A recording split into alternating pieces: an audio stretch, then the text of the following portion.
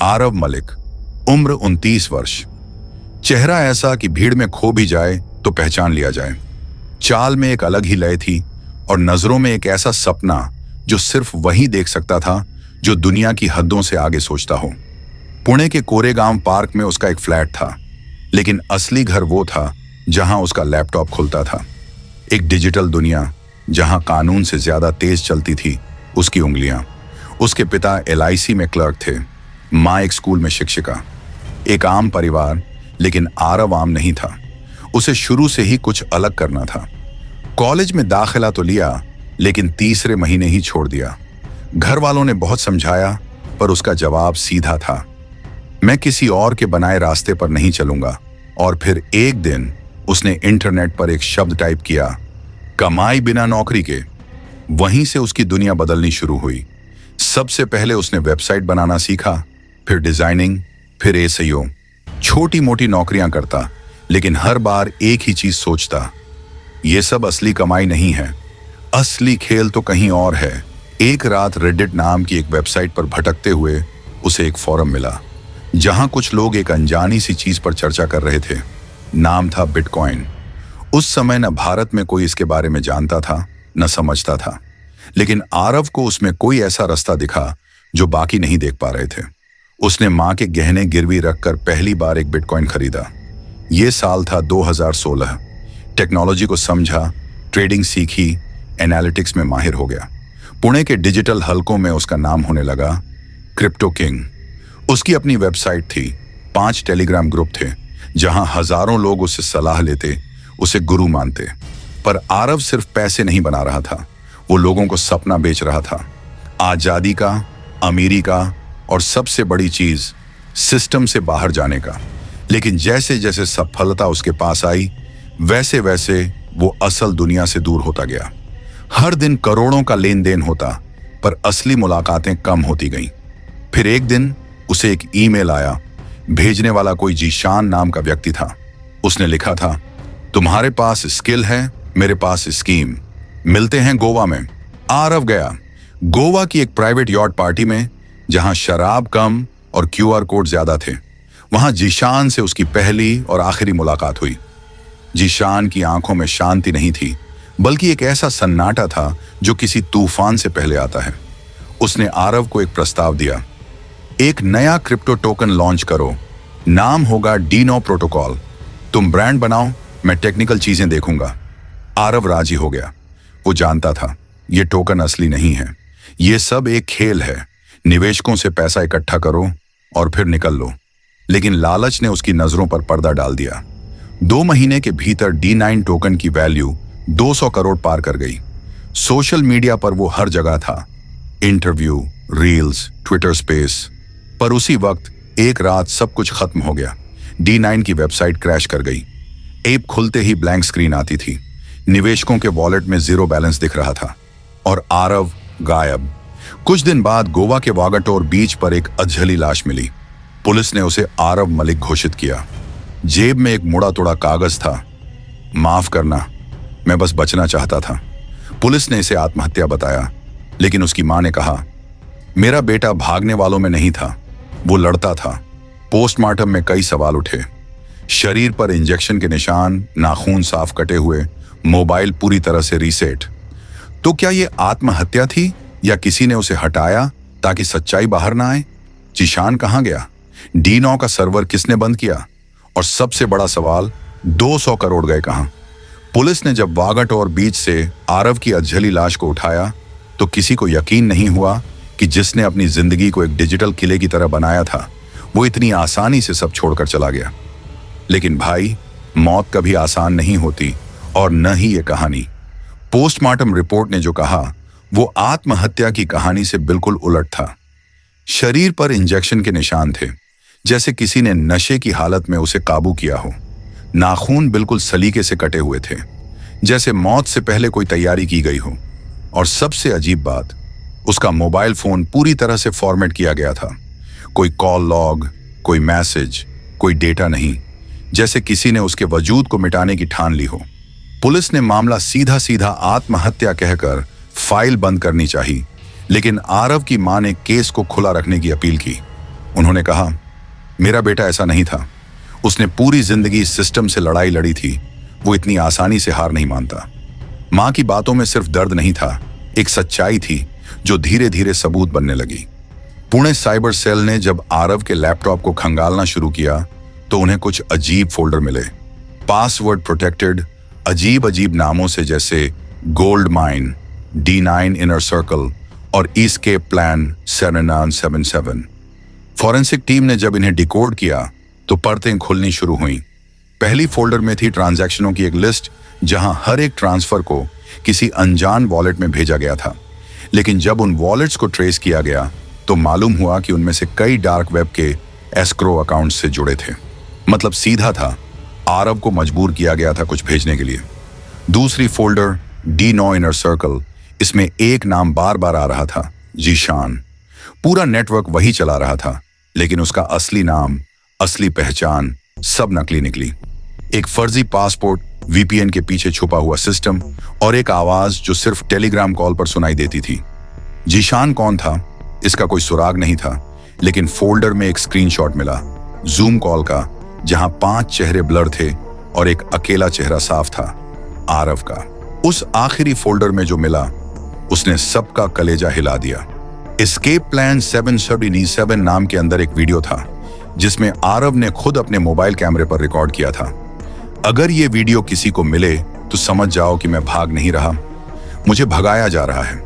मैं जिनके साथ जुड़ गया हूं वो लोग सिर्फ टेक्नोलॉजी नहीं, इंसानों की जिंदगी से खेलते हैं। मैंने एक गलती की और अब वो मुझे मिटाना चाहते हैं। ये वीडियो उसके गायब होने से 4 दिन पहले रिकॉर्ड किया गया था। पुलिस ने अब केस को हत्या की धारा में दोबारा खोल दिया, लेकिन दबाव इतना था कि कई अफसरों का तबादला कर दिया गया। मीडिया में 2 हफ्ते तक शोर मचा, लेकिन जैसे ही D9 के इन्वेस्टर्स में से एक बड़ा नेता निकला, पूरा मामला दबा दिया गया। मगर एक बंदा था जिसने हार नहीं मानी, आरव का बचपन का दोस्त, नाम था मानव। IT कंपनी में काम करता था, लेकिन दिल में दोस्त के लिए आग थी। उसने खुद अपने खर्चे पर प्राइवेट इन्वेस्टिगेटर रखा और हर उस इंसान से मिला जो कभी D9 से जुड़ा था। मानव को पता चला कि D9 के बैकएंड को चलाने वाले कोडर पाकिस्तान में बैठे थे, लेकिन उन्हीं में से एक लड़की, जिसे सब राही के नाम से जानते थे, वो अचानक गायब हो गई थी। आखिरी बार उसकी लोकेशन कराची एयरपोर्ट पर ट्रेस हुई थी और फिर कोई खबर नहीं।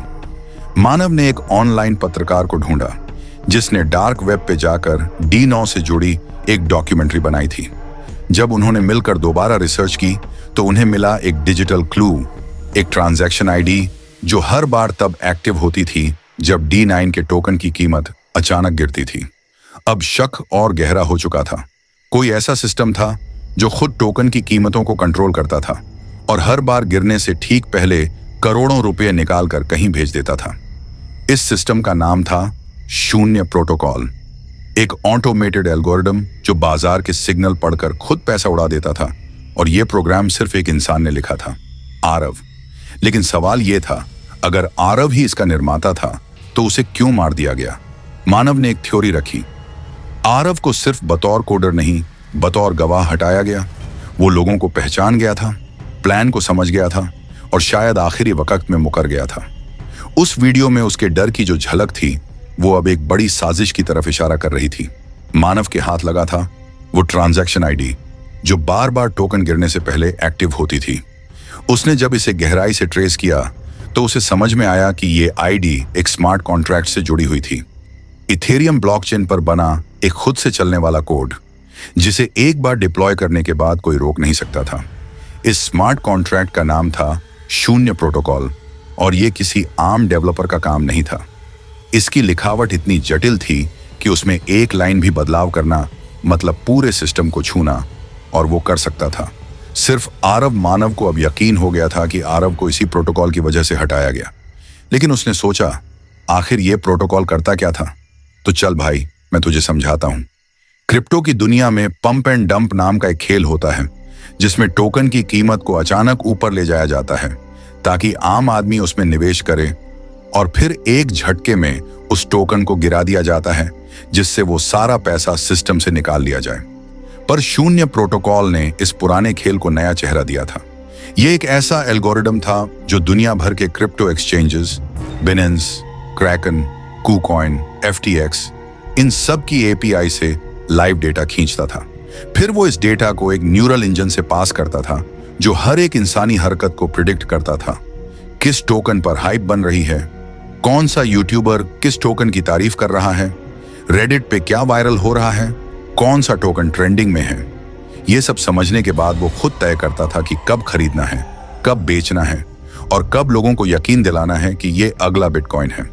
लेकिन असली खौफ तो ये था कि ये प्रोटोकॉल सिर्फ ट्रेडिंग नहीं करता था, ये फेक हाइप भी बनाता था। ट्विटर के बॉट्स, यूट्यूब के फेक इन्फ्लुएंसर्स, यहाँ तक कि टेलीग्राम ग्रुप्स में नकली इन्वेस्टर्स सब ऑटोमेट थे। एक इल्यूजन जो इतना असली था कि एक आम इंसान उसे सच समझ बैठता।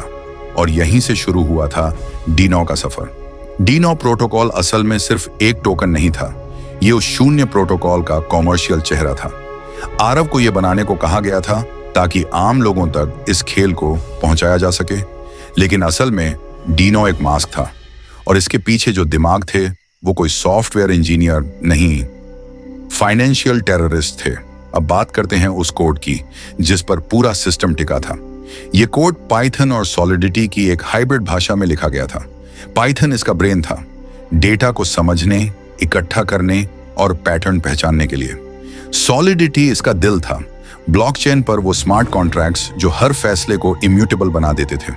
लेकिन सबसे डरावनी बात यह थी कि इस कोड में एक बैकडोर फंक्शन था, एक ऐसा लूप होल जो किसी भी वक्त पूरे टोकन को कंट्रोल कर सकता था। सप्लाई को घटाना, बढ़ाना, सारे वॉलेट्स को फ्रीज करना और किसी भी ट्रांजैक्शन को अंडू कर देना।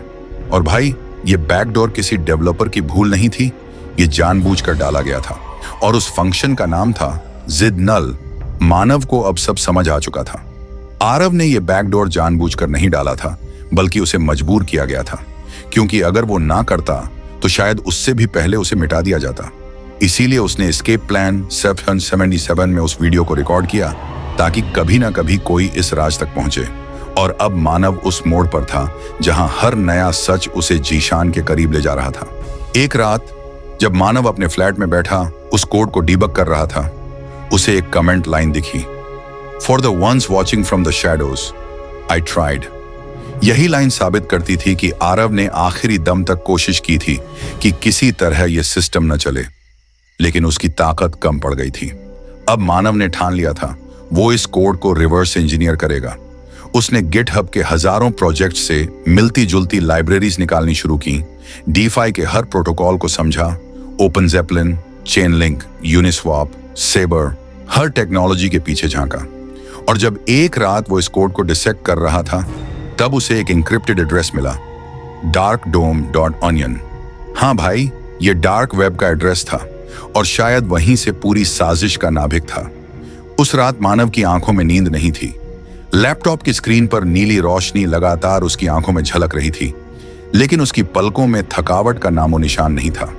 सामने चल रही थी एक दुनिया, वर्चुअल, एन्क्रिप्टेड और अंधेरी।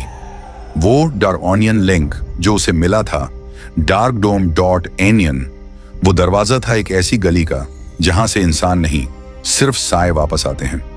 ये कोई आम वेबसाइट नहीं थी, ये था एक अंडरग्राउंड मार्केटप्लेस, एक हिडन हब जहां से दुनिया भर के इलिसिट डिजिटल ट्रांजैक्शंस होते थे। Arms, drugs, fake passports, human trafficking और सबसे ऊपर डेटा। अब यहां से कहानी का किरदार बदलता नहीं, बस उसका रंग गहरा हो जाता है। मानव ने TUR ब्राउजर से उस लिंक को एक्सेस किया, लेकिन पेज ब्लैंक था। बस एक ब्लिंकिंग कर्सर, जैसे कोई इनविजिबल गेटकीपर उसे देख रहा हो, सोच रहा हो कि आने देना है या नहीं। और फिर 3 सेकंड बाद एक लाइन उभरी, लॉग इन करें अपनी की से। मतलब ये पब्लिक जगह नहीं थी, यहां आने के लिए इनविटेशन लगता था। और तभी मानव को याद आया, आरव के एन्क्रिप्टेड फोल्डर में एक डॉट की फाइल थी जिसका नाम था arcentry.key। उसने उसी की को अपलोड किया। पलक झपकते ही एक पैनल खुला, जैसे कोई एंशिएंट वॉल्ट तिलिस्मी आवाज के साथ खुला हो, और सामने आई D9 के ओरिजिन की वो कहानी जो किसी ने अब तक नहीं सुनी थी। ये कोई इंडिया में शुरू हुआ स्टार्टअप नहीं था जैसा सबको बताया गया था। इसका बीज बोया गया था रूस के एक अंडरग्राउंड हैकर्स कलेक्टिव में, जिसका नाम था ब्लैक शून्य। ये हैकर ग्रुप अपने आप में एक छाया था, कोई भी ऑफिशियली मेंबर नहीं बनता था, सब बस एक कोड को समझते थे, सिस्टम को सिस्टम से हराओ। ब्लैक शून्य का मकसद सिर्फ चोरी नहीं था, बल्कि एक पैरेलल इकोनॉमी बनाना था जो पूरी दुनिया की करेंसी सिस्टम्स को ऑब्सोलीट कर दे। और इसके लिए उन्होंने बनाया शून्य प्रोटोकॉल। लेकिन इस प्रोटोकॉल को बनाने के लिए उन्हें एक ऐसा कोडर चाहिए था जो न सिर्फ एल्गोरिथमिक कॉम्प्लेक्सिटी को समझ सके, बल्कि ब्लॉकचेन आर्किटेक्चर के लूपहोल्स को भी चीर सके। और वो इंसान मिला, पुणे की MIT से निकला, अपने दम पर बाइनेंस API से पैसा बनाने वाला एक लड़का जो दुनिया के हिसाब से एक जीनियस था, आरव। और यहां से कहानी ने मोड़ लिया। ब्लैक शून्य ने आरव को अप्रोच किया, लेकिन सीधे नहीं। एक अमेरिकन क्रिप्टो स्टार्टअप के नाम पर उसे सैन फ्रांसिस्को बुलाया गया। वहां उसे एक टीम दी गई, एक विजन दिया गया, the future of currency is freedom. उसे विश्वास दिलाया गया कि वो एक डिसेंट्रलाइज्ड रेवोल्यूशन का हिस्सा बनेगा। आरव को उस वक्त लगा वो दुनिया बदल रहा है, लेकिन उसे नहीं पता था कि उसकी उंगलियों से निकला कोड एक ऐसे सिस्टम में तब्दील हो जाएगा जो लोगों को सिर्फ गरीब नहीं, गुलाम बना देगा। मानव जब उस आर्काइव को पढ़ रहा था तो हर फोल्डर, हर लाइन ऑफ कोड एक कन्फेशन की तरह थी। एक जगह लिखा था, I thought I was building ark, turns out I was sinking the whole ship। और फिर उसे एक चेन मिली, कोड कमिट्स की। हर बार जब आरव कुछ एडिट करता था, उसे एक इंक्रिप्टेड मैसेज मिलता था, short, cold, mechanical, good work, next step in 24 hours. In commands में ना इमोशन था, ना एक्सप्लेनेशन, बस एक कंट्रोल था। और फिर आखिरी कमिट पर जो कमेंट था, उसने मानव को अंदर से झकझोर दिया, refuse to push final exploit, needs to be removed, prepare Ark exit. Ark exit, ये ही था वो कोड वर्ड आरव की मौत के लिए। अब साफ था, आरव ने मना कर दिया था सिस्टम का आखिरी अपडेट पुश करने से। और उसी रात गोवा में उसका मर्डर प्लान हुआ। मानव अब सिर्फ एक दोस्त नहीं रहा था, वो एक गवाह था और शायद अगला टारगेट भी। लेकिन भाई, जो दिल में सच्चा हो वो डरता नहीं। और मानव ने अब ठान लिया था कि वो इस पूरी साजिश को बेनकाब करेगा। उसने उस सर्वर से सारे रॉ फाइल्स डाउनलोड कर लिए। लेकिन फिर सामने आया एक और ट्विस्ट। जैसे ही डाउनलोड पूरा हुआ, स्क्रीन पर एक पॉपअप आया, यू हैव 72 आवर्स, डिलीट और बी डिलीटेड। एक साइलेंट टाइमर नीचे टिक टिक कर रहा था। क्या यह सिर्फ साइकोलॉजिकल डर था, या किसी ने वाकई उसके सिस्टम में एक लॉजिक बम डाल दी थी? मानव को अब दौड़ लगानी थी, समय के साथ सिस्टम के खिलाफ और उस छाया से जो उसे देख रही थी। मानव की सांसें तेज थीं, लेकिन दिमाग उससे भी ज्यादा तेज चल रहा था।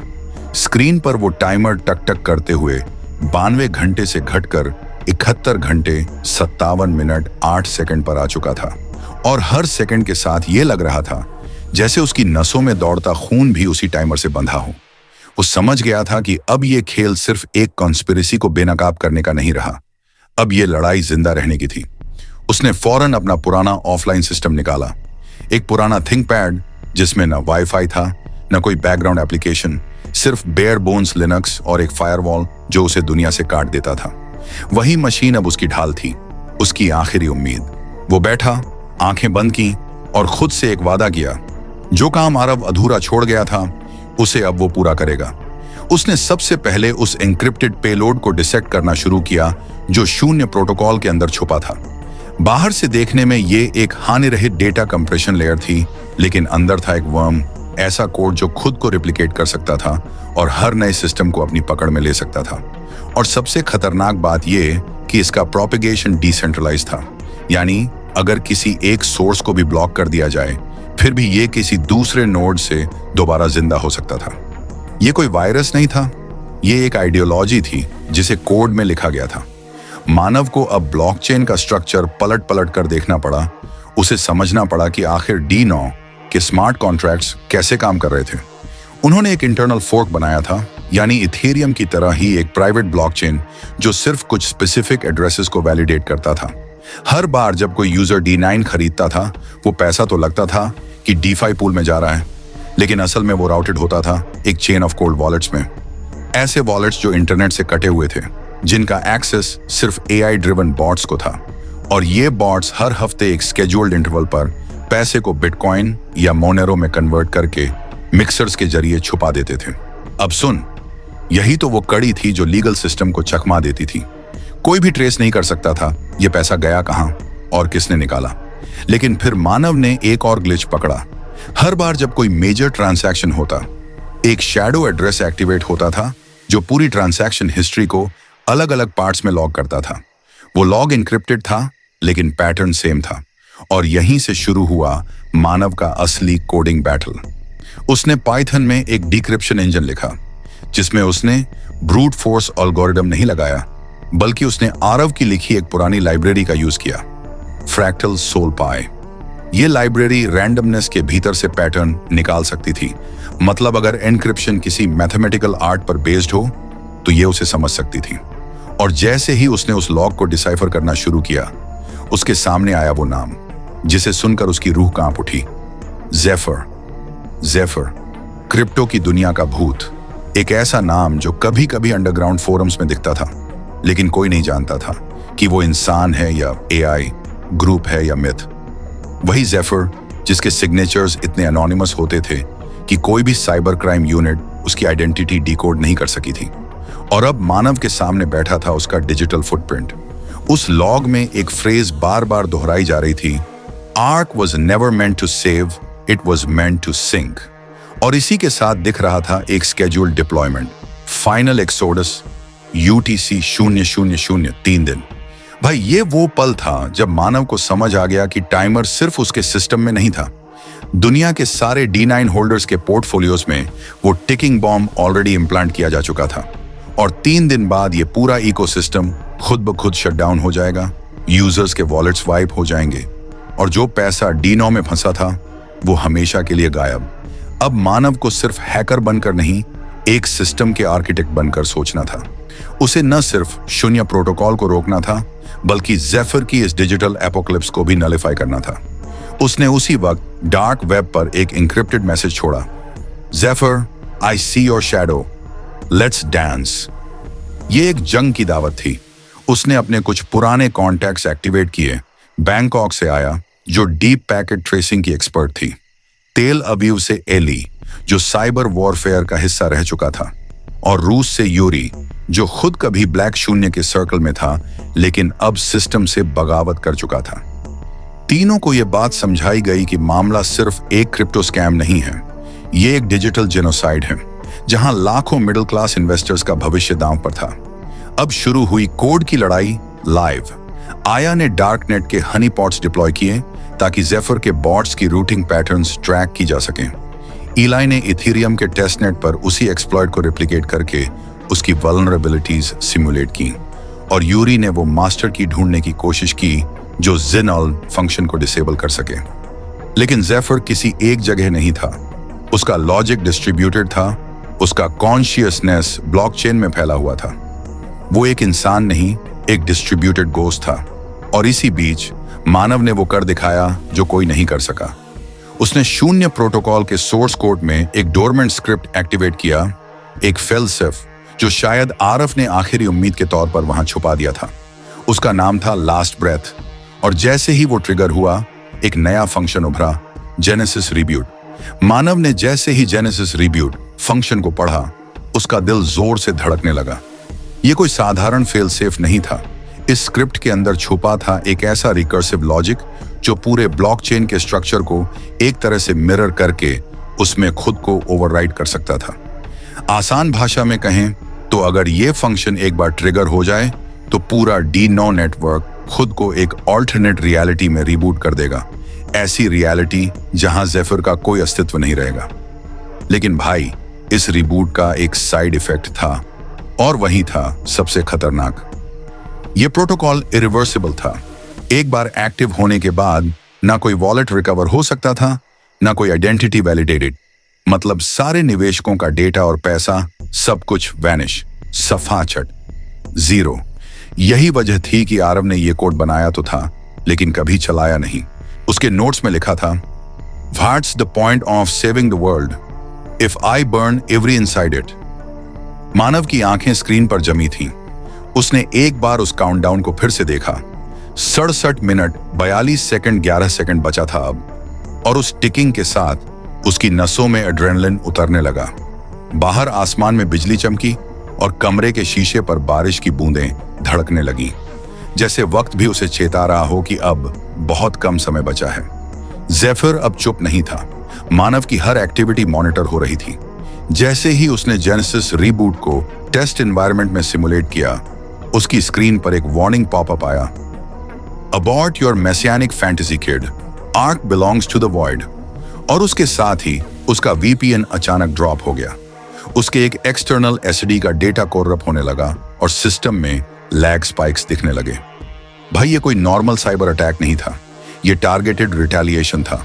ज़ेफिर अब सिर्फ ऑब्जर्वर नहीं था, वो बैटलफील्ड में उतर चुका था। और यहीं पर मानव ने चाल चली। उसने पूरे जेनेसिस रिबूट को पाइथन से रस्ट में पोर्ट करना शुरू किया। रस्ट एक low level, high speed, memory safe language है।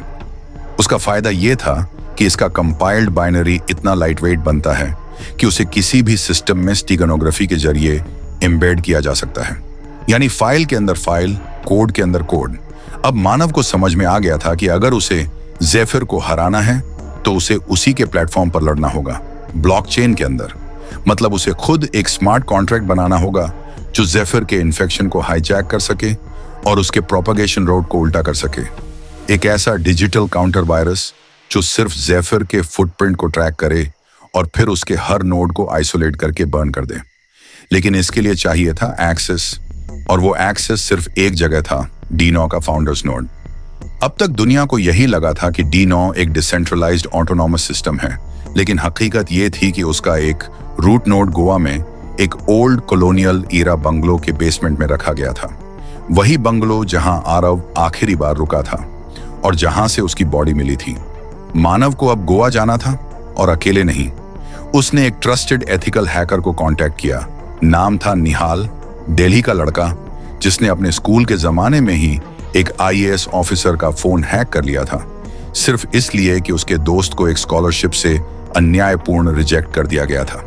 अब वही निहाल जो आजकल डीप लर्निंग और न्यूरल क्रिप्टोग्राफी पर काम कर रहा था, मानव के साथ इस आखिरी मिशन पर था।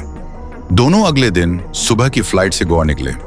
बारिश हो रही थी, शहर धुंध में डूबा था, और उनकी गाड़ी जब उस पुराने बंगलो के सामने रुकी तो हवा में एक अजीब सी चुप्पी थी।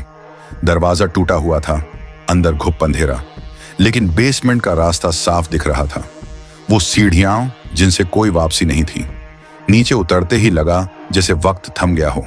दीवारों पर फंगस, वायर्स उलझे हुए, और बीच में एक मेटल रैक जिसमें रखा था वो आखिरी पीस, फाउंडर्स नोड। निहाल ने तुरंत उसे बूट किया, लेकिन सिस्टम पासवर्ड मांगा। मानव ने सारी फाइल्स फिर से देखी, फिर अचानक उसे याद आया आरव की एक पुरानी आदत।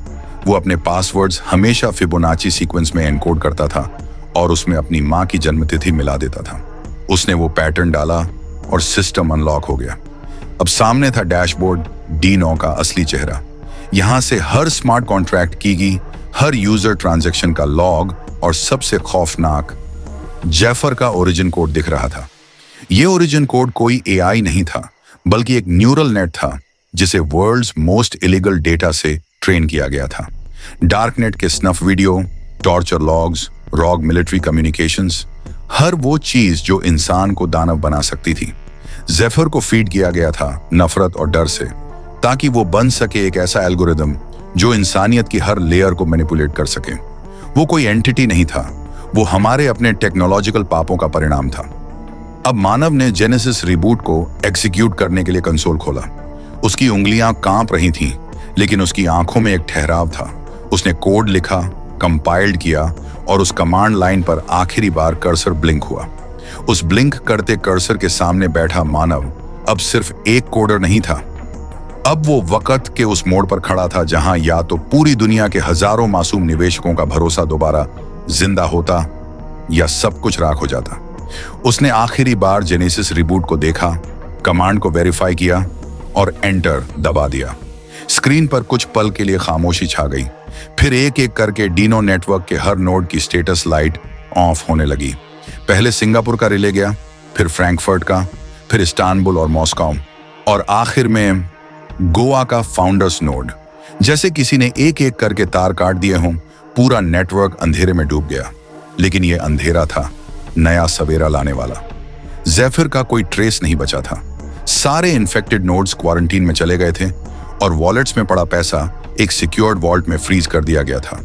टेम्पोररी ही सही, लेकिन सेफ। ये सब देख के मानव की आंखों से आंसू बह निकले, लेकिन वो हंस रहा था। शायद आरव ने जो अधूरा छोड़ा था वो मुकम्मल हो गया था। निहाल ने पीछे से कंधे पर हाथ रखा। भाई, तूने कर दिखाया। लेकिन कहानी यहीं खत्म नहीं हुई, क्योंकि जैसे ही सिस्टम शांत हुआ, मानव ने देखा एक हिडन पार्टीशन अब भी एक्टिवेट थी। वो पार्टीशन किसी फाइल सिस्टम में नहीं था, बल्कि नोड के BIOS लेवल पर एन्क्रिप्टेड था। उसमें एक ही वीडियो फाइल थी, arcexit.mp4। उसने उसे चलाया। स्क्रीन पर धुंधली सी इमेज थी आरव की। उसकी आंखें सीधी कैमरे में देख रही थीं। अगर तू ये देख रहा है तो तूने ज़ेफिर को रोक दिया। लेकिन भाई, ये सिस्टम सिर्फ आइसबर्ग का टिप था। क्रिप्टो दुनिया की शक्ल नहीं बदल रहा, ये इंसान की फितरत को खोल रहा है। मैं गया क्योंकि मुझे डर था कि मैं कहीं उसी अंधेरे का हिस्सा ना बन जाऊं। लेकिन तूने रोका, तू बचा। अब तुझे इस आग को बुझाना नहीं, इस पर चलना है, औरों को रास्ता दिखाने के लिए। वीडियो खत्म हुआ और सिस्टम शट डाउन। उस रात मानव और निहाल ने गोवा की उसी वीरान सड़क पर चलते हुए आसमान की तरफ देखा। बादल छंट चुके थे, तारे दिखने लगे थे, और उस सन्नाटे में जो हल्की हवा चल रही थी, उसमें एक वादा था, एक नई शुरुआत का, एक जिम्मेदारी का। क्रिम्सन के उस बीच पर जहां आरव की कहानी खत्म हुई थी, वहीं अब मानव ने एक नई कहानी शुरू की थी। एक ऐसी कहानी जिसमें कोड सिर्फ पैसा नहीं बनाता, वो इंसानियत भी बचा सकता है। और यही थी क्रिप्टो किंग का क्रैश की वो सच्ची सी लगने वाली, झूठ से भी ज्यादा डरावनी कहानी। शायद अगली बार जब कोई तुम्हें ब्लॉकचेन या बिटकॉइन की चमक दिखाए, तो जरा पीछे झांक कर देख लेना। कहीं उस कोड की चुप्पी में कोई ज़ेफिर तुम्हारी सांसों की गिनती तो नहीं कर रहा। मैं हूं क्रिम्सन, और मिलते हैं अगली कहानी में, एक और राज के साथ, एक और सच के करीब।